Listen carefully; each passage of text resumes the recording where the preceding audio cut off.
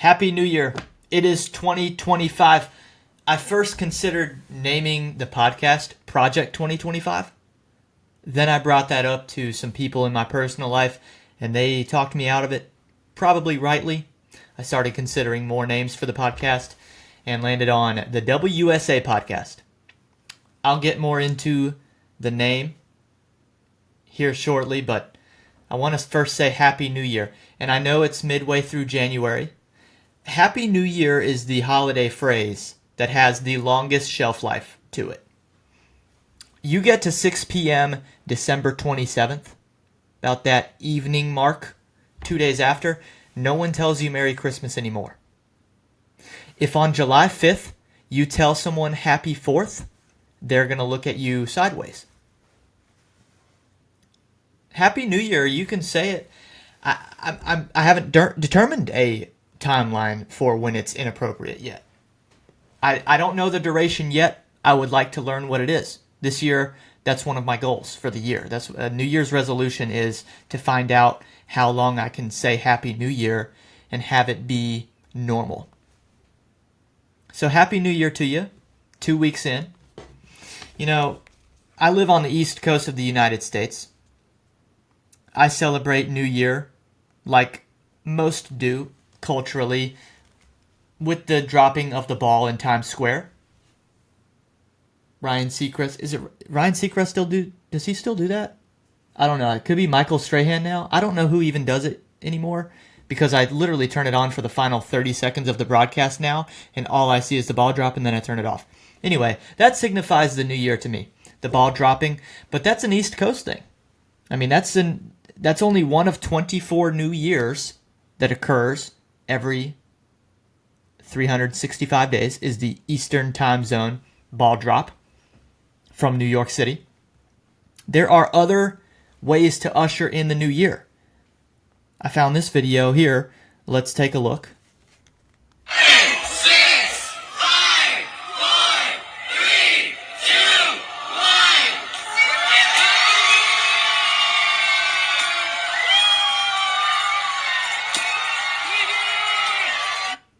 We did it, he says.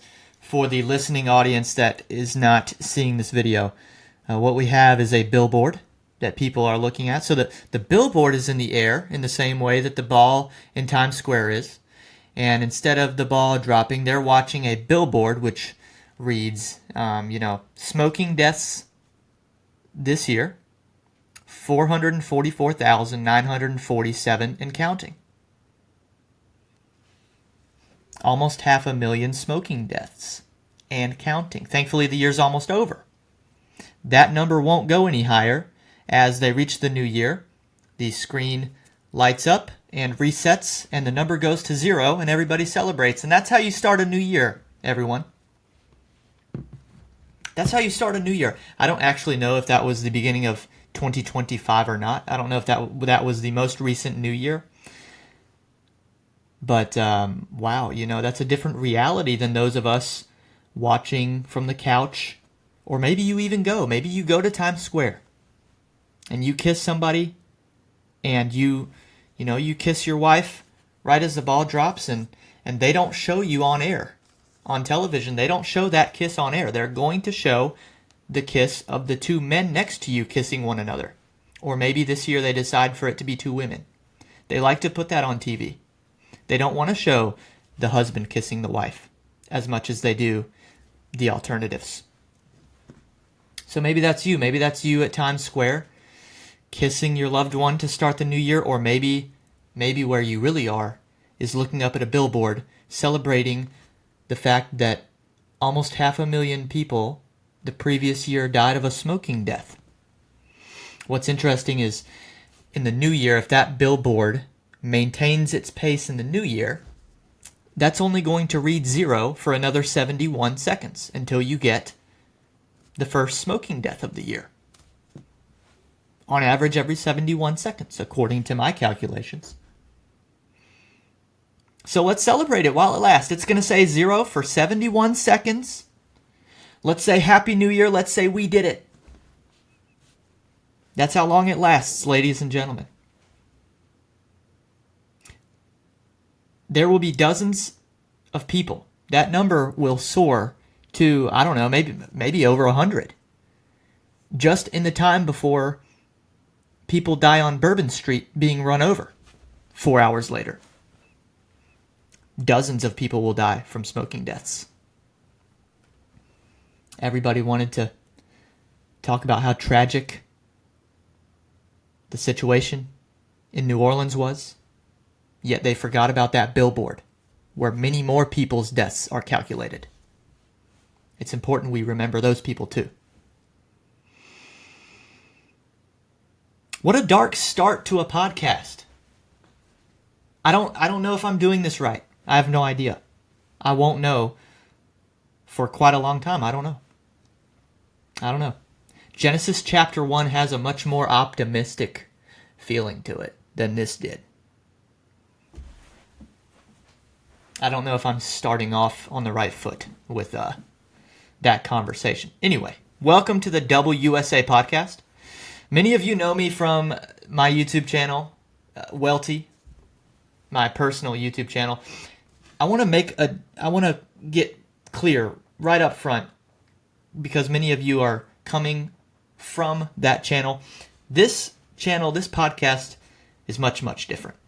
See, the UUELTE YouTube channel is about me. This podcast is more about you. It's more about us. Hence, UUSA, 4 letters, the 2 letters in the center, us. I want this to be about us. I want this to be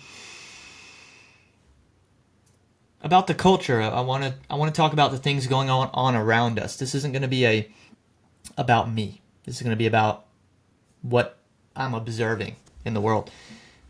UUSA, when I created this name, instead of naming my podcast Project 2025, and I landed on the UUSA podcast for multiple reasons. First of all, obviously there's the W reference to the internet brand that I'm trying to build around my last name, which starts with a W, the letter W, which I've very cleverly turned into W's using my incredible brain. I came up with that idea.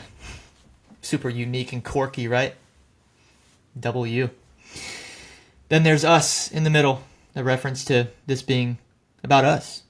Then, of course, there's the reference to the United States of America. That's pretty obvious. The UUSA podcast. I want this to be about what's happening culturally, socially around us, specifically in the country.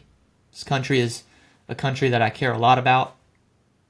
I hope to do a lot for, and we're going to start here on the UUSA podcast, trying to influence the nation. That's the ultimate goal, I guess. And then you have what's going on phonetically with the UUSA podcast. Of course, we have the first 2 letters of the 4, W, self-explanatory. And then you have the SA, which can mean many different things.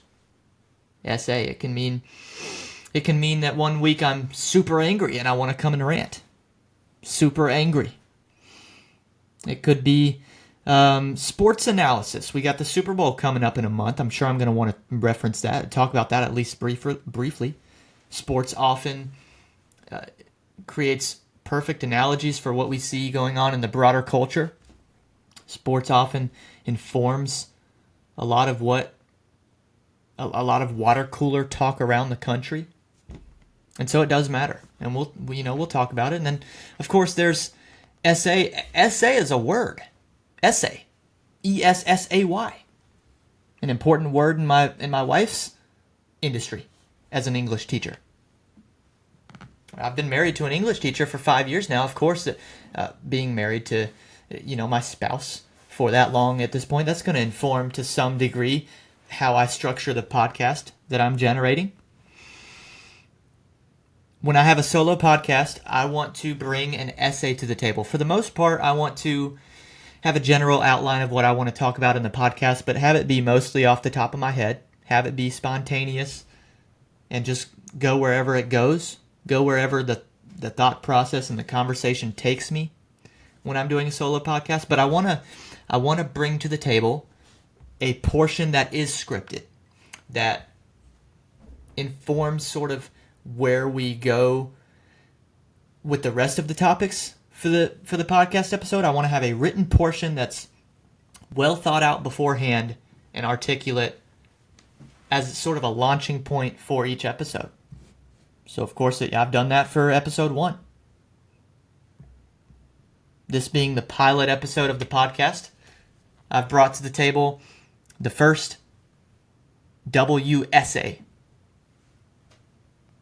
named pilots. When I consider the word pilot, when I play word association with the term pilot, honestly, the first thing that met my mind was 21 Pilots, the band that gave us the song Ride in 2015. Oh, oh, oh, oh, oh, oh, I'm falling. So if that doesn't ring a bell, they're also responsible for the song Heathens from the Suicide Squad soundtrack. Or maybe the reason they really came to mind first was less the term pilot and more the 21, considering that number's importance at my day job dealing blackjack. Either way, that's what I thought of first. But thinking of pilot, I also think of Sully.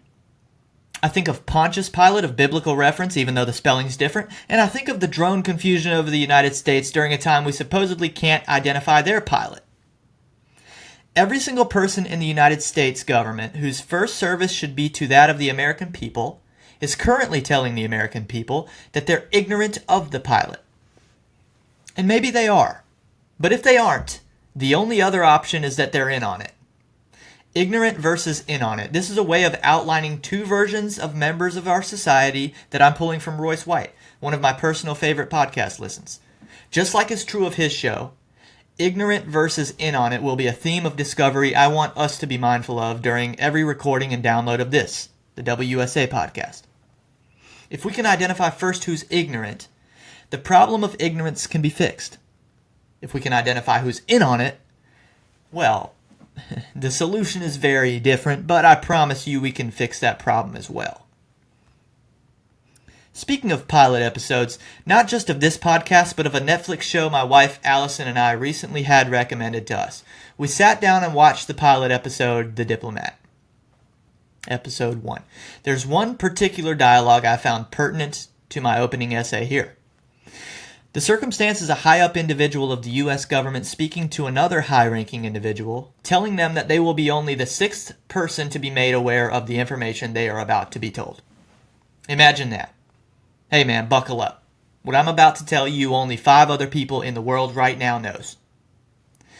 That information was the news that their current vice president will be resigning from their position within about 6 months. They're losing their vice president. This newly 6th person in on it is told not to let anyone else in on it, at least for the time being.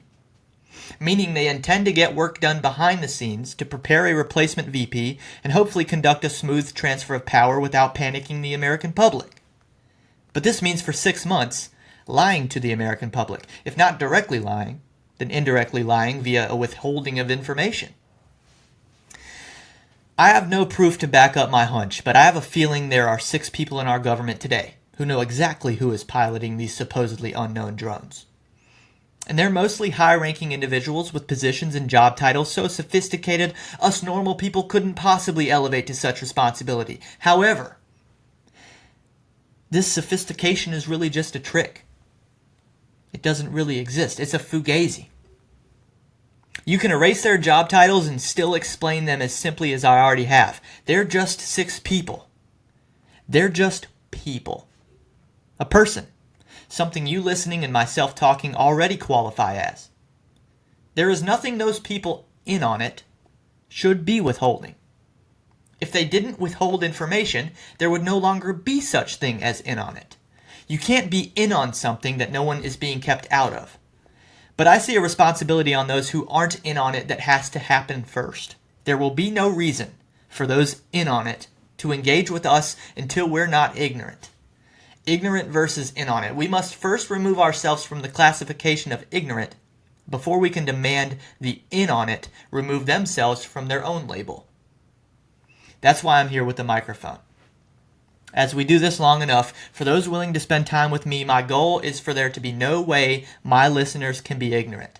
There will be no possible way to be diligent with this podcast and to remain ignorant. We won't allow it of one another.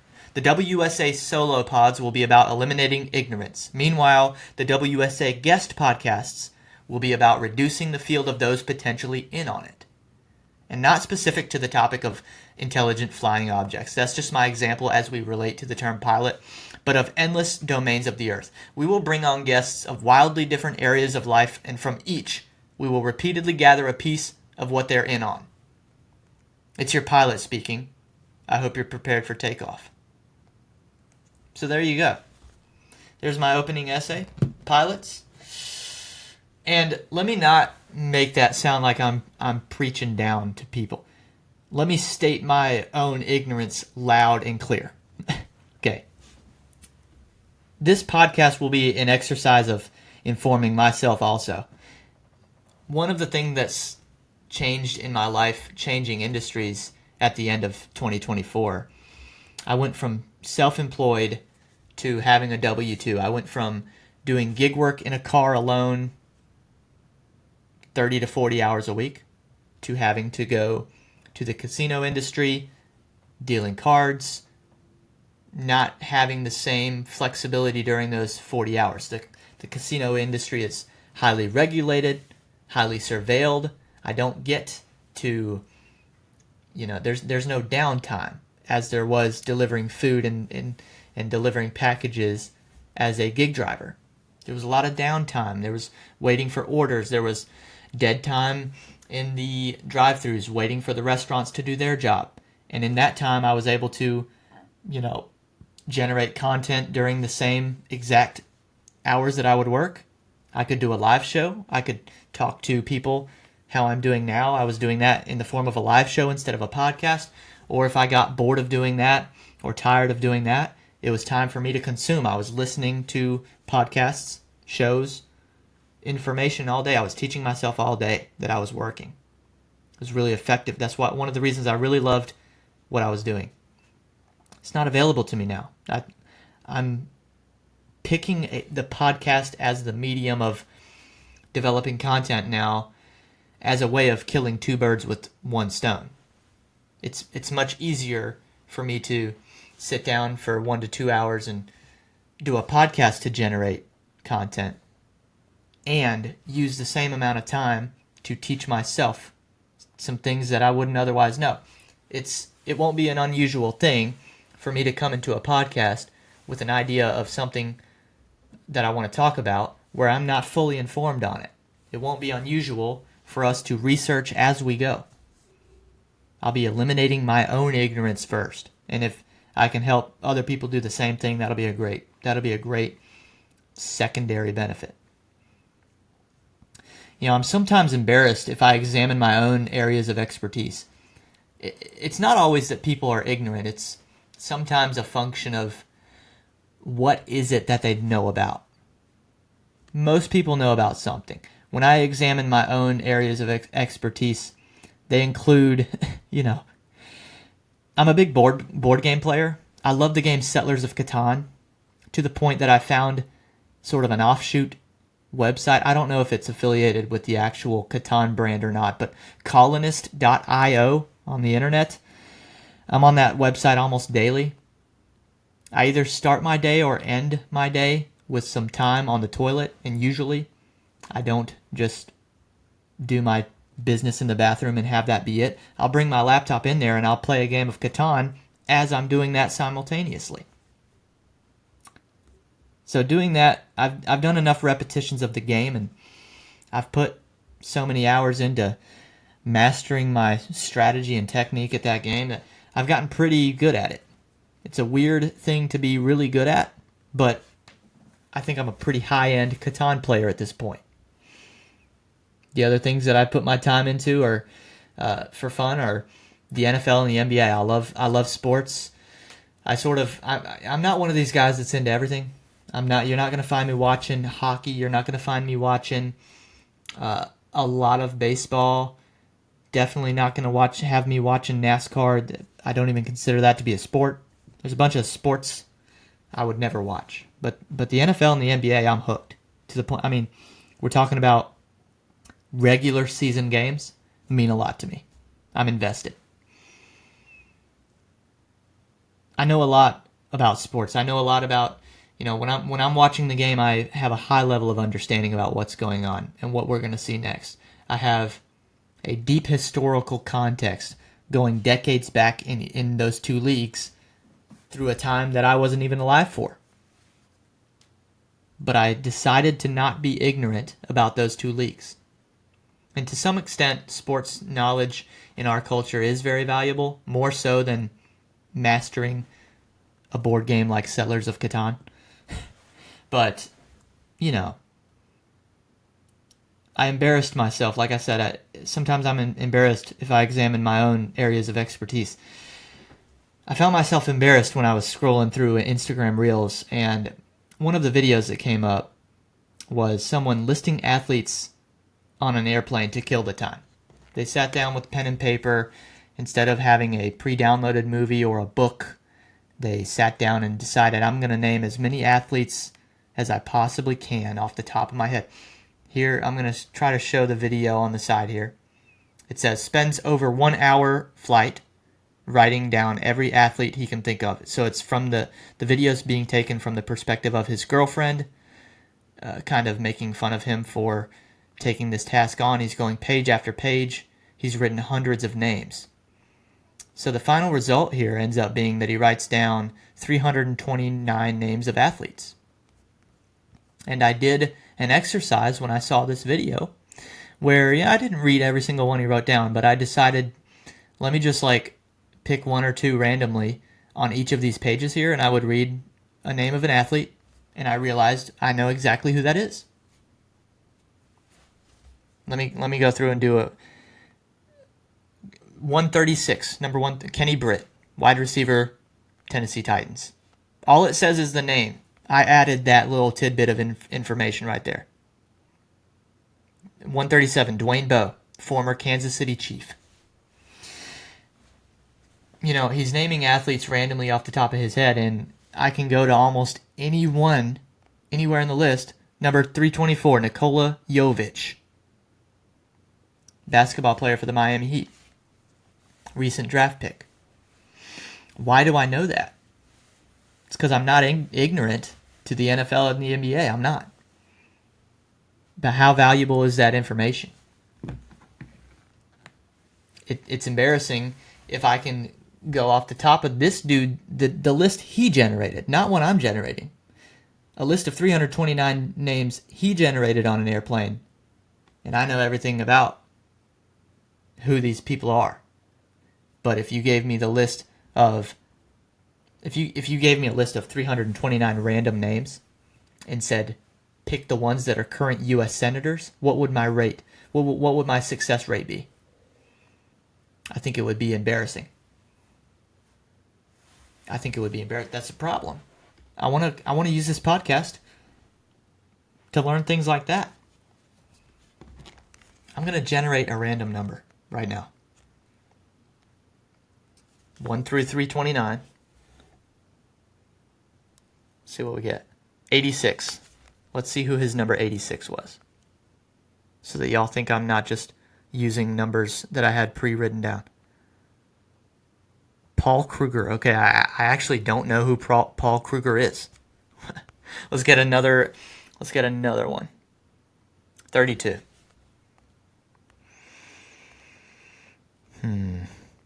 Paul Pierce. Celtic legend.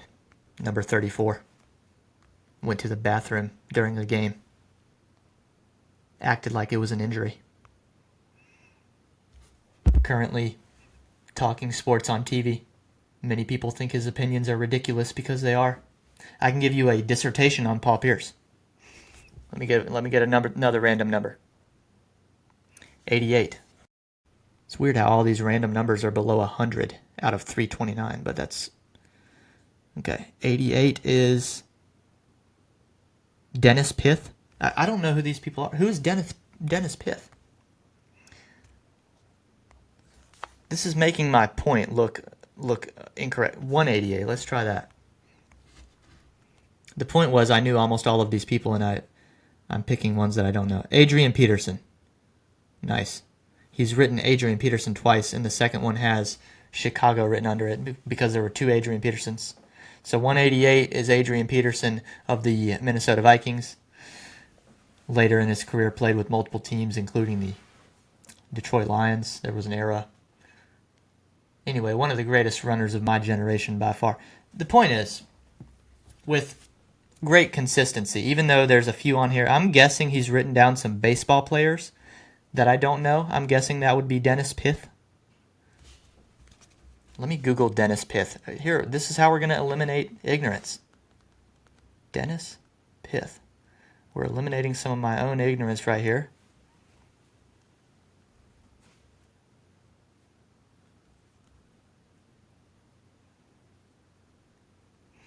The name that comes up is Dennis Pitta, the tight end. Dennis Pitta, football tight end. Let me see if I just read the name incorrectly. What number was that? 88?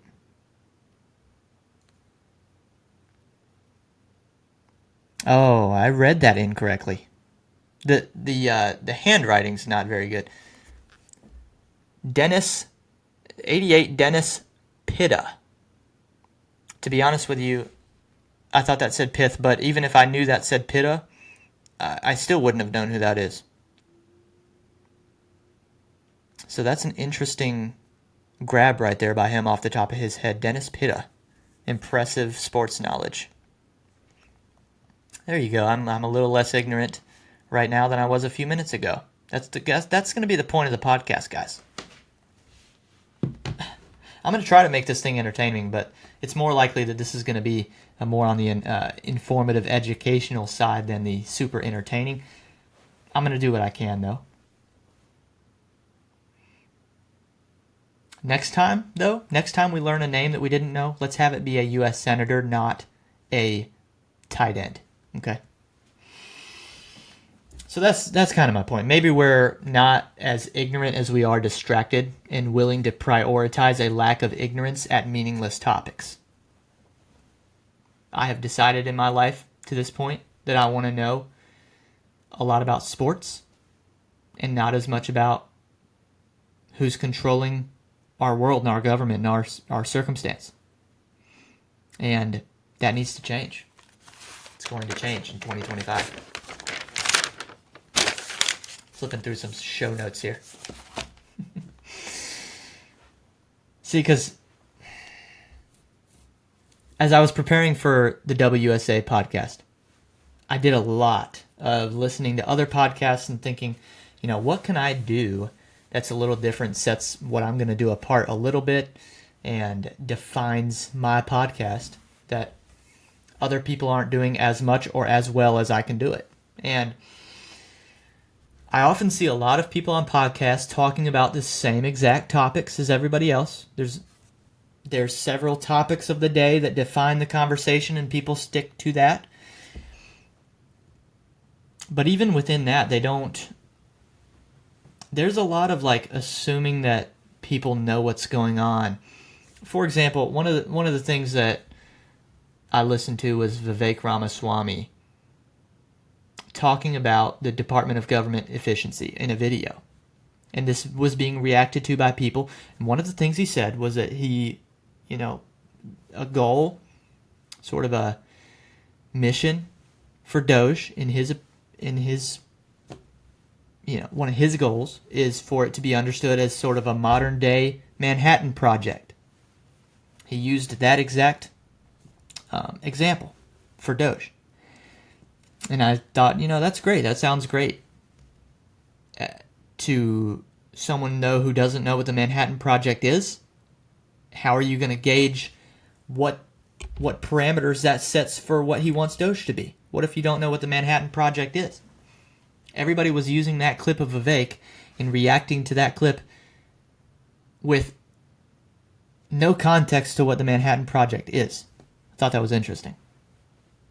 I think,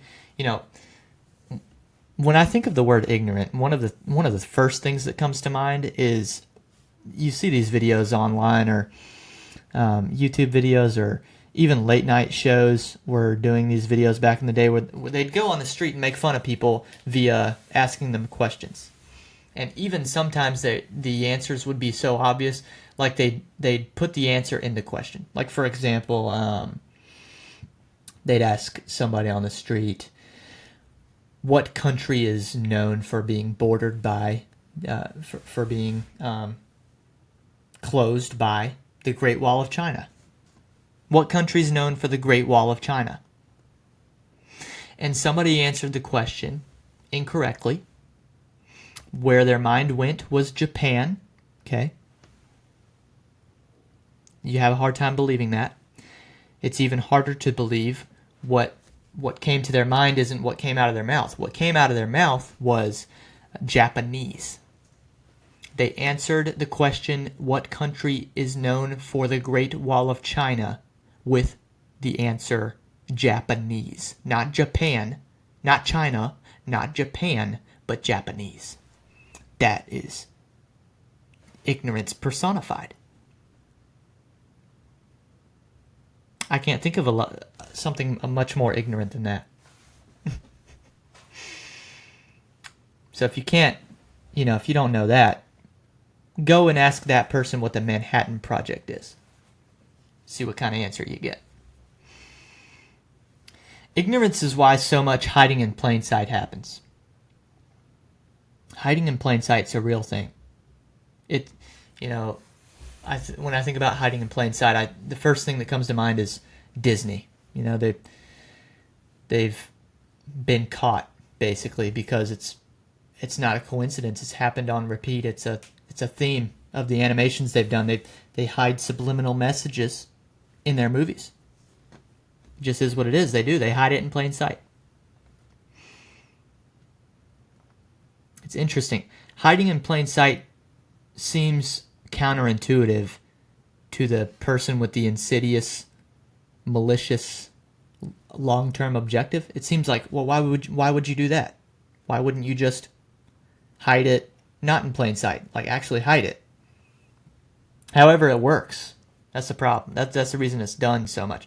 And I'd argue it might even be innate to humanity. It's innate. When you think about the great literature of all time, what makes a good book? Oftentimes it's one of the critical elements of great literature is the foreshadowing. Because then everything ties together, and later in the book you're like, oh, okay. And then you read it a second time, you see a movie the second time, and then you realize that you're like, oh, that's why that's happening earlier in the movie. Makes total sense. It's foreshadowing. It's hiding in plain sight. That's what that is. How about the fact that it's more effective if you want to sneak somewhere, you want to sneak inside. You want to get into a movie theater, an amusement park, a concert venue.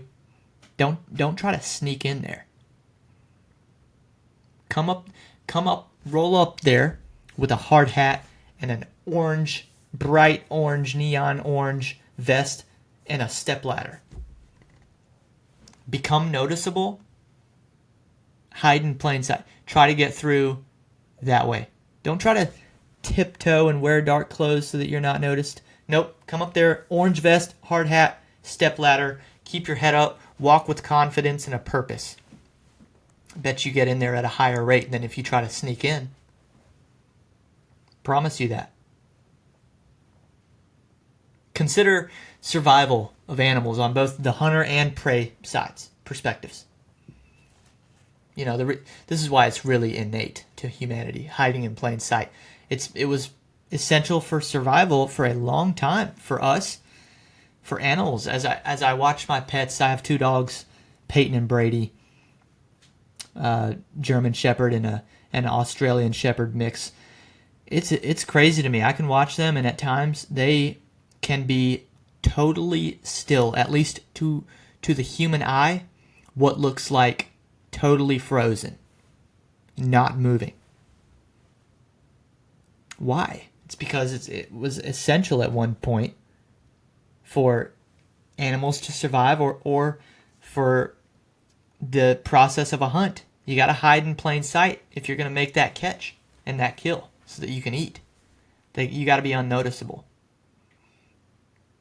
But you still have to exist. So you're in plain sight. It's innate to humanity, this idea of hiding things in plain sight. You know, I wrote the essay about pilots and ignorant versus in on it, and then a few days later I was at church and wasn't expecting it, and then the message wasn't at all about this, but all of a sudden a verse is on the screen and the word ignorance is sitting right there, and I'm like, wow, I just wrote about ignorance. I better listen. God's probably speaking to me right now in this sermon. This is for me. Even though the larger text and the larger point being made wasn't about ignorance at all, but the verse was there, and I was like zoning in, and it was Acts 17:30. God spoke to my ignorance with this verse. The verse said, "The times of ignorance God overlooked, but now he commands all people everywhere to repent." Let me read that again. "The times of ignorance God overlooked, but now he commands all people everywhere to repent." The verse is saying the times of ignorance are over, or at least the excuse of ignorance is over. What is really shocking is when you consider Acts was written over 1900 years ago. That was being said 1900 years ago, that the times or the times of the excuse of ignorance being acceptable are long gone.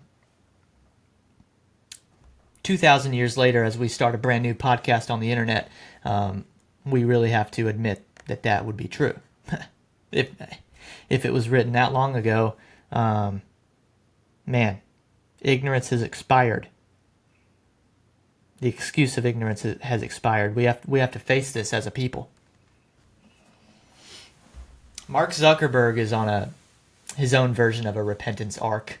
One of the biggest stories of the week was Meta announcing that they were going to get rid of. Here's a word for you guys. Here's a word many people love. Reimagine the fact-checking portion of what they had at the bottom of your posts on Facebook and Instagram, the fact check. They're doing away with that, they announced.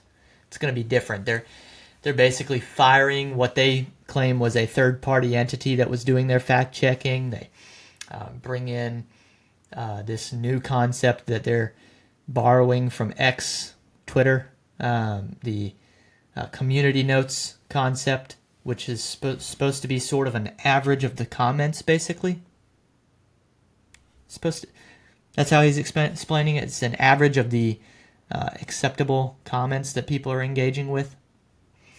Will be what the community notes said, instead of an outsourced fact check, which is really only one other person's opinion.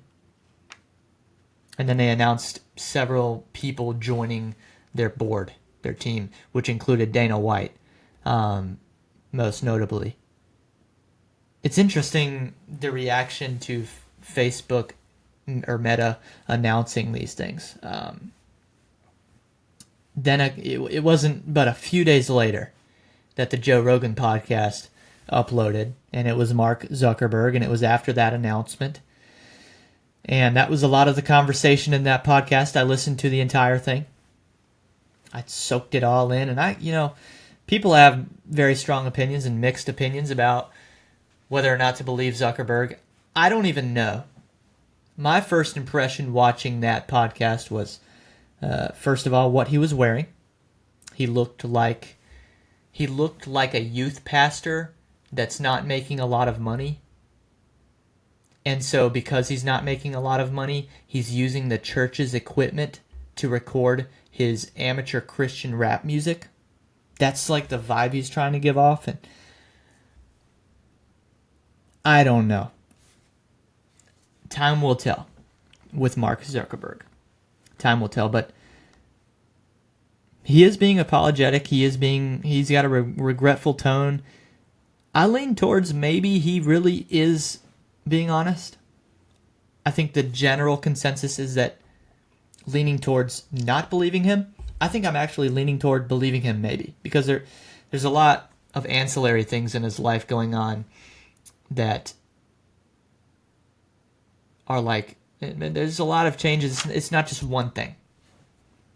Maybe all of the changes can be true.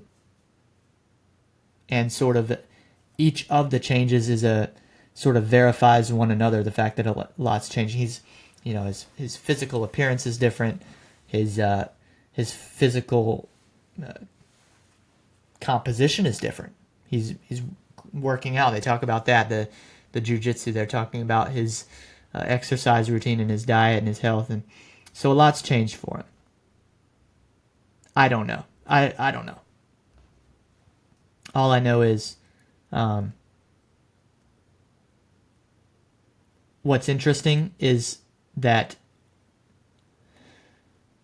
whether or not he is ignorant or in on it, many people think what happened years ago with the fact-checking and the COVID response and the suppression of the Hunter Biden laptop story specifically on Mark Zuckerberg's social media platforms. A lot of people thought he was in on it. What's interesting is whether he was or not, time will tell. We'll each make our own opinion. Time will probably confirm or deny that at some point. I think we'll know. But right now we don't know. Either way, what was interesting about the conversation with Rogan was that the clear acceptance, this is coming from someone at the top of our society in terms of financial power and just position in life. He's acknowledging that there's an ignorant and an in on it. And he's trying to make you believe that he's not in on it. That's what many people aren't buying. He's trying to make you believe that he's not in on it. And that he was just young and naive, and the government got to him and pressured him, and not even him, forced his staff, without, not even him specifically. And he's trying to paint this picture that he wasn't in on it. But the picture that he's painting is very clear that there's an in on it and there's a not in on it. It's interesting. How are we doing so far? How's the first podcast going? I don't know. I don't know how to judge my podcast to this point. I don't know how many people are going to listen to it. I think a good goal for podcast number 1 will be 9 views. I think 8 is probably reasonable. I think if we get to a 9th view, I'll start feeling pretty good about it. I think there's only, you gotta set goals high. I think setting the goal of 9 is pretty high because I would say my expected, listening total for podcast number 1 off the bat, my expected listens is probably 2. I'll tell you, I'm expecting a listen from my wife Allison, if not to support me in what I'm doing, which I think she'll do it in a supportive fashion, but it could also be that she's going to listen to this out of semi-fear that I might say something. I am myself. She might think, is he going to say something that I have to later defend?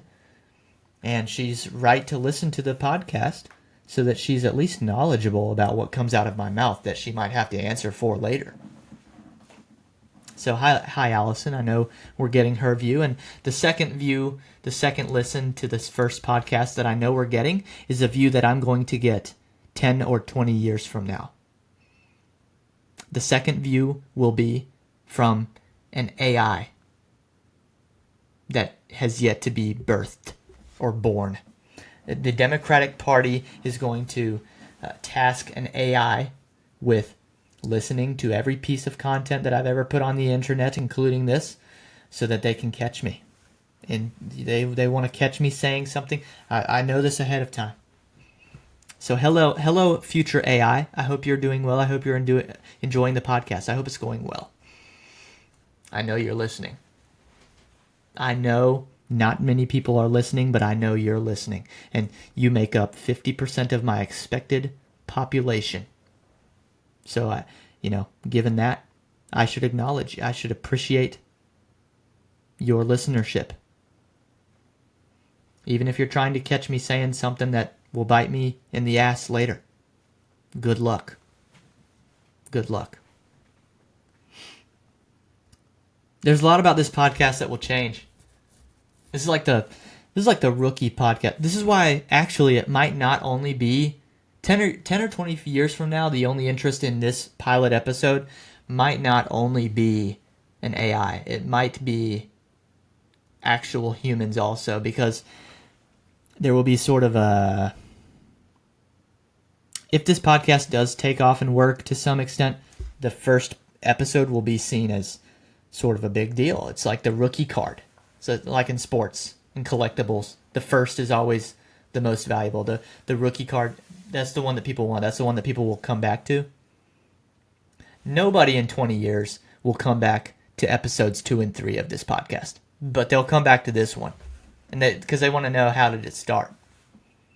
There's like an aura around it, the rookie card, and I want things to be different. I want this to be like the Brett Favre rookie card. Speaking of sports knowledge, it's like you get the Brett Favre rookie card and you look at it and you're like, that's not a yellow and green jersey he's wearing. That's the Atlanta Falcons. And a lot of people don't realize that he was drafted by the Atlanta Falcons. Later, year 2, I believe it was, went to the Green Bay Packers for the start of his career, according to most people. It'd be interesting if this is like that, where people look back at this rookie card pilot episode and they're like, it's like unrecognizable. This microphone, I'd like to get like a mic block, like you see when people do, look in the news, people go to the site to report and they're holding the microphone and there's that little block brick around the microphone that's 4-paneled, like squares that have the channel's logo on it, or sometimes it's even triangular. It's like a triangle, three-sided thing that you put around the microphone. Anyway, I would love for the logo of this podcast to be on a brick that I can place right here on the microphone. Some more improvements I would like to make. Maybe we'll get some some intro music at some point. Maybe I'll get this TV functional so that we can view the clips on here. Right now, it's just a TV sitting here. I can't find the cord, so I'll work on that. Certainly the set around me, the white walls, I'm working on installing floating shelves onto the walls, which we can decorate sort of a podcast set around soon. And maybe one day I can afford help. Like, I'm not super great with the technology of this. This first episode's very much a rough draft. I don't know how great I'm sound. I don't know how great my lighting is. I don't know how great my sound is. We'll find out later. I don't know I've got the second camera angle. You guys, I would love to have a cameraman at some point. You guys wouldn't believe that I have to get the correct angle on the second camera shot.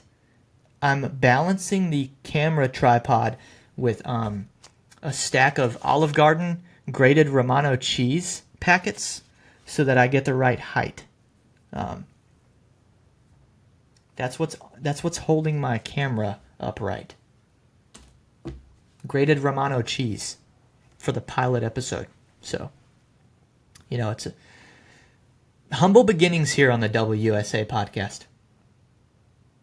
Hopefully, though, this will be an impactful, worthwhile podcast.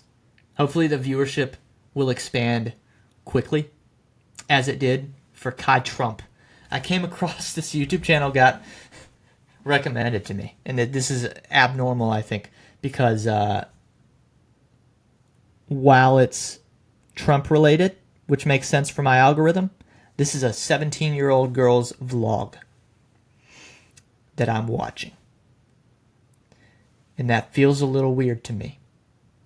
It feels a little weird, even though there's parts of it that don't feel weird.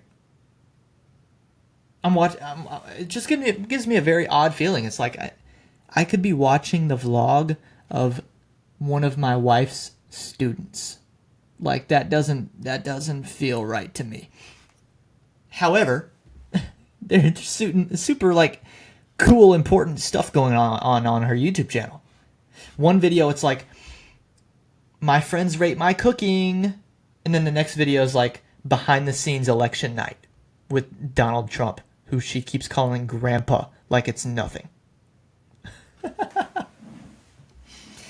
Playing golf at sunset. Next, Elon, literally talking directly to Elon about a rocket launch, a live rocket launch. I mean, this super, super weird feeling I get watching her YouTube channel. It's stuff that, on one hand, I don't want to miss, and on the other, I could just keep thinking, as she's like, with her other 17-year-old friends, like, this is a little weird. That I'm like, she's talking about Starbucks, and I don't really, for portions of her vlog, I really don't care, and I'm like, should I even be watching this?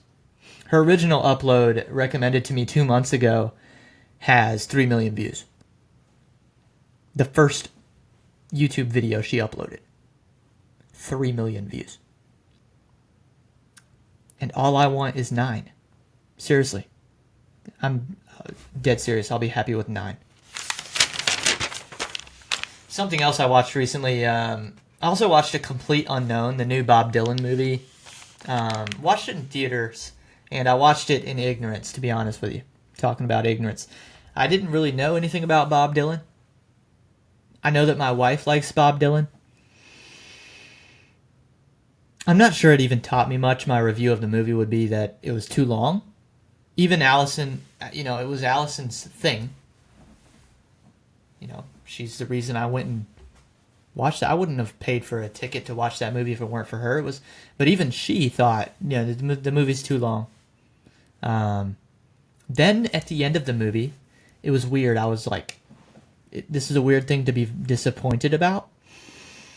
I was actually disappointed when I realized Bob Dylan's still alive, to be honest with you. I think movies like that are better if the person is no longer here. I think you can be more honest about that person's life if you're not thinking about how they'll interpret your depiction of their life. And certainly they probably want Bob Dylan to be a part of the promotion of this movie, so it's going to be a little different than had he left us already. And that's not a great thing to be disappointed about, the fact that someone's not dead. So I felt bad when I was like, oh, darn, he's alive? Shoot, I wasted my time with this movie. I wish he was dead so that this movie would feel like it was more appropriate. That's a weird thought. What's the opposite of alive? Dead. Jimmy Carter.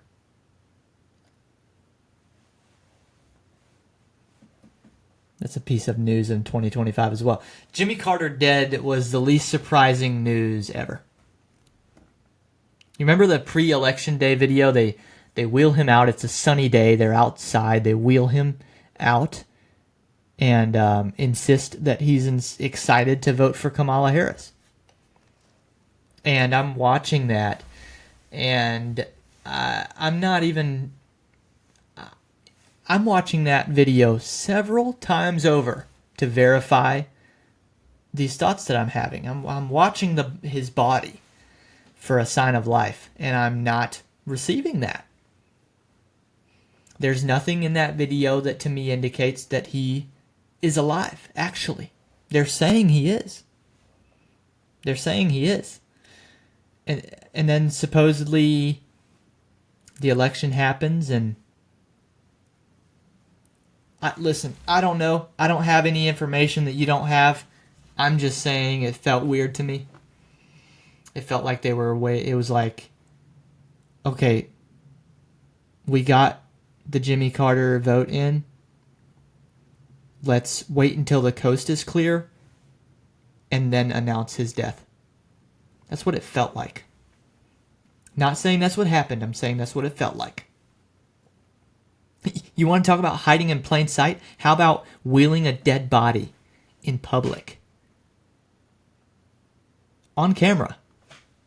and insisting that it's alive.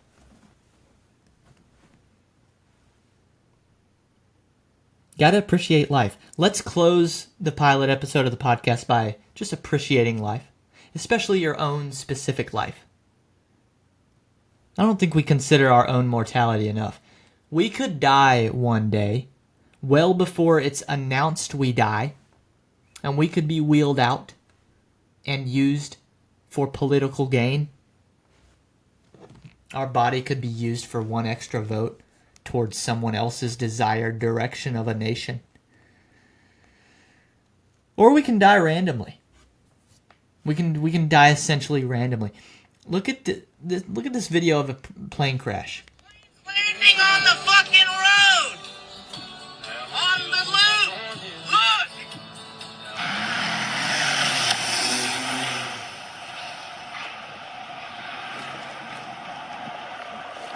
The plane is landing on a highway in Texas. Holy fuck! Oh my There it crashed. God. It's flipped over a car. That could be you. That could be me. That could be us. Holy fuck! That could be us in that car. You could be driving, minding your own business, and a plane lands on top of your car and flips you over on your side. Your car could be laying on its back, exposed, like Mia Khalifa would be. And we could die that way. And it's hard to even judge that pilot in that video, because actually, if you really, actually that pilot's probably doing what they're supposed to do. It's kind of what you're supposed to do. You're supposed to try to go down on an interstate if you can. You don't want to just bury yourself in the side of a mountain. You want to try to survive that plane landing. But that plane could land on one of us. And it's hard to even judge that pilot. As we watch that video, it's, didn't look like the result ended perfectly as the plane is in two pieces. But it's hard to even judge that pilot and know whether that pilot was justified in doing the best that it could do in the landing. And I want you guys to remember that as we watch that video and we close. I want you guys to remember it's hard to judge the pilot. This has been the WUSA podcast. Same time next week.